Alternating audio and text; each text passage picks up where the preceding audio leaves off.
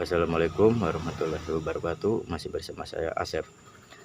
Jadi langsung aja ke topik utama dari penjelasan video ini.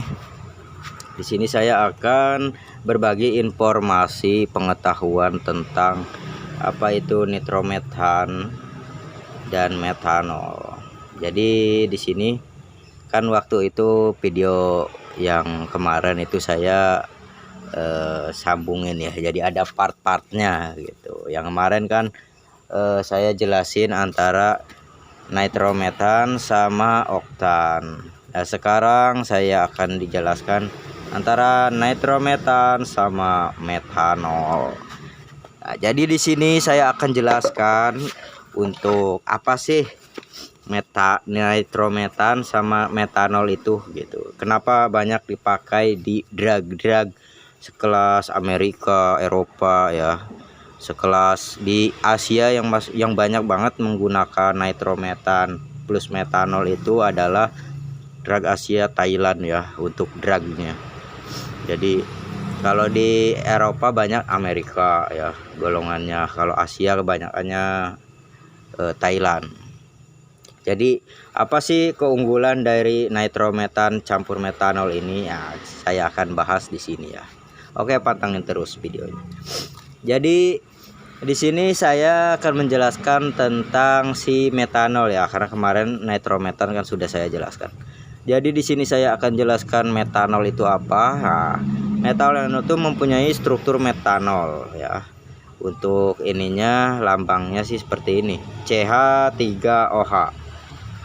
Atomnya terdiri dari hidrogen, 3 hidrogen ya, 1 karbon dan oksigen serta pengoksidasinya oksigen serta hidrogen bareng deket ya. Jadi kalau yang ini tuh cabangnya hidrogennya nyatu sama karbon, dan untuk hidrogen yang ini nyatunya sama oksigen. Nah, jadi bisa juga seperti ini. Ini karbon di tengah, oksigen di tengah, hidrogennya di pinggir-pinggir. Cuma hidrogen yang satu ini dia nempelnya sama oksigen, makanya di sini ditulis CH3OH. Jadi C karbon, 3-nya hidrogen, oksigennya terpisah, dan H-nya hidrogennya di belakang oksigen. Seperti ini. Nah, jadi apa sih keunggulannya metanol dengan nitrometan? Sebenarnya untuk rantai atomnya hampir mirip ya. Dia mempunyai hidrogen 3. Ini pun punya 3. Cuma yang membedakan di sini hidrogennya ada tambahan dan oksigennya ada 1 kalau metanol. Kalau nitrometan dia mempunyai oksigennya 2, tapi untuk hidrogennya cuma 3 doang. Tapi untuk nitrometan dia punya nitrogen. Nah, jadi di sini saya akan menjelaskan kenapa motor-motor drag gitu ya, yang kencang-kencang itu seperti di Thailand menggunakan nitrometan. Sebenarnya mereka juga mencampurnya dengan metanol ya. Karena sebenarnya kalau nitrometan ini dibakar masih berupa nitrometan cairannya, itu susah banget kebakarnya. Bahkan dibakar pakai api pun dia nggak mau menyala langsung ya. Nah, ketika pengen terbakar ini seharusnya dicampur dengan metanol. Jadi memang nggak murni nitrometan, karena kalau nitrometan aslinya yang botolan itu tidak mudah terbakar. Jadi dia harus suhu yang tinggi baru dia bisa teroksidasi menjadi nitrous oxide. Itu kalau udah panas. Makanya metanol ini sebenarnya sebagai pemicunya ya, pemicu panasnya itu, makanya harus dicampur metanol. Jadi memang ini itu 2 kesatuan yang harus memang ada. Terkecuali kita misalkan menggunakan nitrometan full, tapi jarang sih ya, kebanyakan masih dicampur juga sama metanol. Misalkan nitrometannya itu 90%, tetap pasti ada metanolnya 10%. Tapi itu pun harus ditunjang dengan suplai oksigen yang harus panas ya. Biasanya kalau di drag-drag kayak Amerika itu pakai apa itu buat penyedot ini supercharger ya, penyedot oksigen dari atmosfer. Itu biar apa? Biar tekanannya panas. Nah, nanti kalau udah panas ditekan bersama dengan nitrometan ini, walaupun nitrometannya banyak, dia akan terbakar. Tapi kalau khusus motor-motor yang nggak menggunakan supercharger ataupun turbocharger ya, itu nggak bisa full nitrometan tuh, nggak bisa, karena nggak bisa terbakar. Harus ada pengoksidasi yang panas, yaitu dicampur dengan metanol. Makanya kalaupun di drag-drag Thailand mereka mencampurnya dengan metanol, dan campuran ini tidak serta ada datanya ya, karena sebenarnya gini, untuk pencampuran nitrometan dengan metanol itu kita harus tahu suhu lingkungan di sekitar kita ya. Misal kita balap di sirkuit itu, nah kita tuh harus punya alat pengecek suhunya. Jadi suhu lingkungan ini berapa derajat, misalkan di 18 derajat, nah, berarti dingin ya. Nah, kalau dingin ini metanolnya agak dibanyakin gitu. Tapi kalau misalkan panas sekitar 30 derajat ataupun ya sekitar 28 derajat gitu ya, mungkin agak banyak nitrometan masih mending, tapi itu pun harus lama dipanasinnya ya. Jadi nunggu suhu, dan kita pun harus mengukur suhu mesinnya biar tahu ya karakternya. Misalkan di suhu berapa derajat ini bisa menghasilkan tenaga yang gede si nitrometan ini. Jadi memang untuk meriset nitrometan ini nggak sembarangan, butuh waktu yang sangat lama. Jadi nggak kayak kita nyeting motor.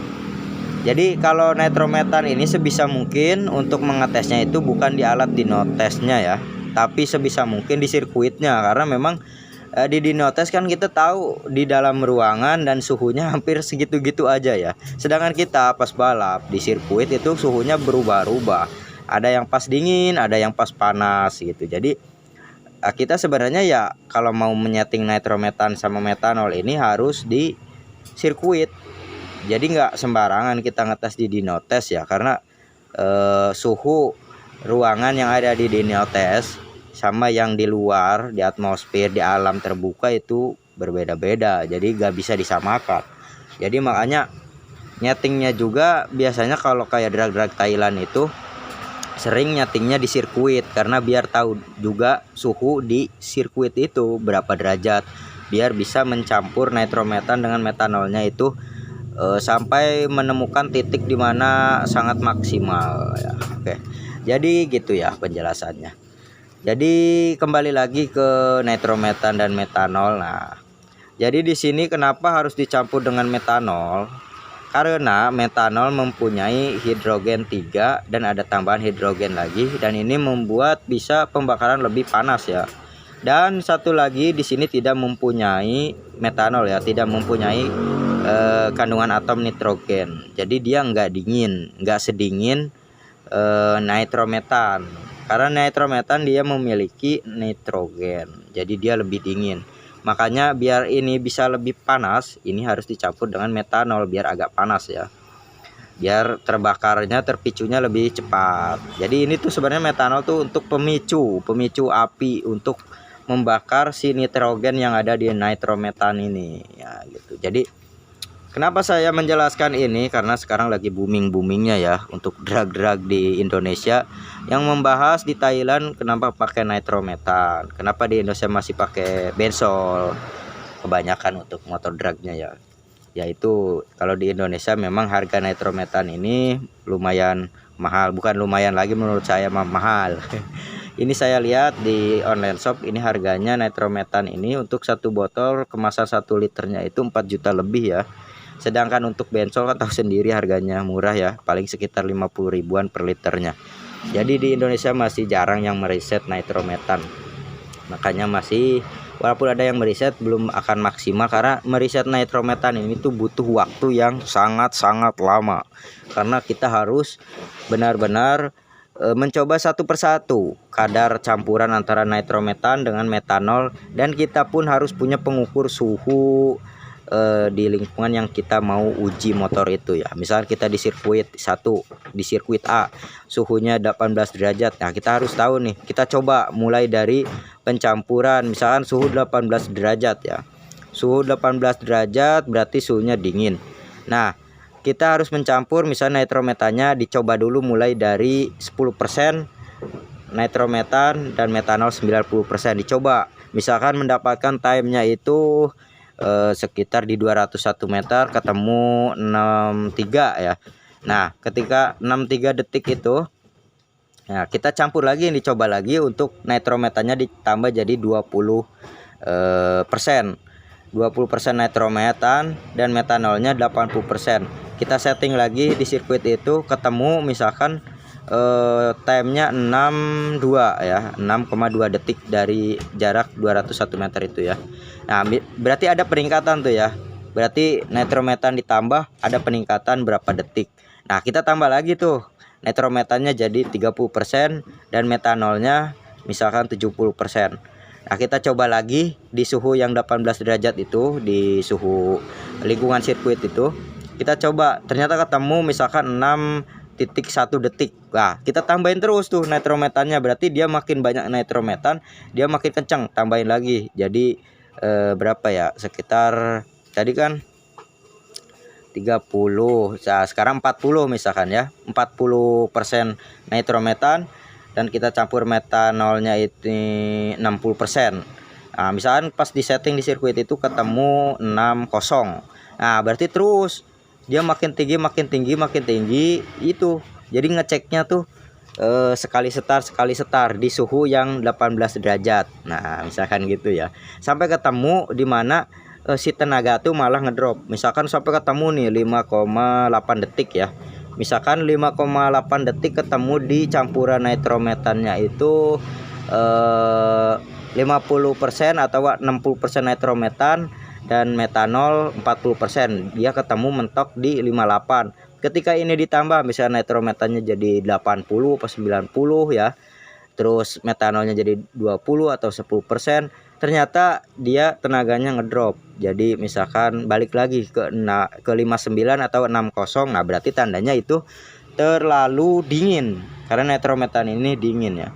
Nah berarti ya kita udah tuh di suhu sirkuit yang 18 derajat itu, berarti kita memperoleh campuran yang pas, misalkan ya di nitrometan 60 dan metanol misalkan 40%, itu ketemu misalkan 58 detik. Misal contoh ini ya, bukan aslinya, ini hanya perkiraan saya, gambaran gitu. Kalau gambaran itu tidak semesti-mestinya harus sama, karena gambaran kan. Nah, misalkan itu jadi ketemu nih di 5,8 detik. Ya udah, berarti jika sirkuit itu mempunyai suhu suhu lingkungannya 18 derajat, maka campurannya ya segitu. Nah itu tinggal dicatat gitu. Nah makanya kan harus lama. Jadi itu di suhu sirkuit 18 derajat aja berapa kali coba ngetesnya.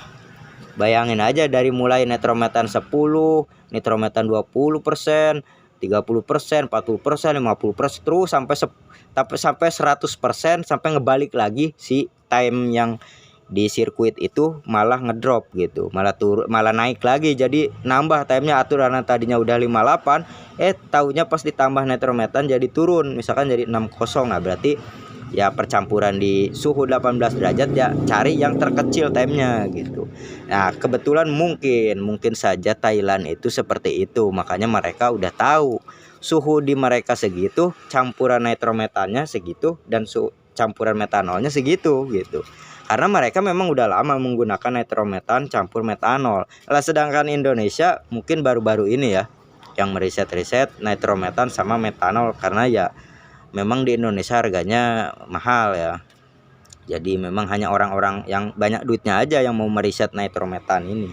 Karena 1 liter nitrometan bisa kebeli motor bekas istilahnya gitu ya. Nah, jadi seperti itu untuk kita mau meriset nitrometan. Jadi memang kompleks. Cuman ya menurut saya untuk di sektor mesinnya sih sebenarnya mah untuk mesin yang biasa aja pun bisa gitu. Bahkan sebenarnya untuk bahan bakar nitrometan sama metanol ini seharusnya rasio kompresi ini jangan terlalu besar. Berbeda dengan kita misalkan menggunakan oktan seperti contohnya BBM, bensol gitu ya.